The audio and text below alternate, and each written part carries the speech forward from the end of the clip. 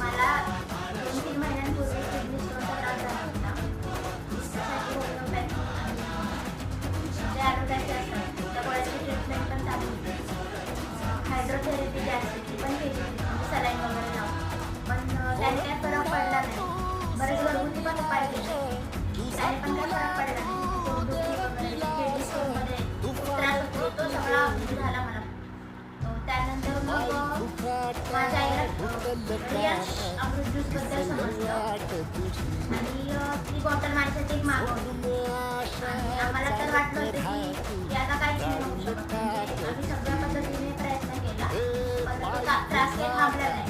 मग जेव्हा मी अमृत ज्यूस चालू केलं त्या दिवशी पहिल्या दिवसापासूनच मला रिझल्ट जाणवायला लागला. आणि म्हणजे मला खोकला, सर्दी वगैरे हे पण जास्त प्रमाणात झालं होतं. ताप वगैरे खूप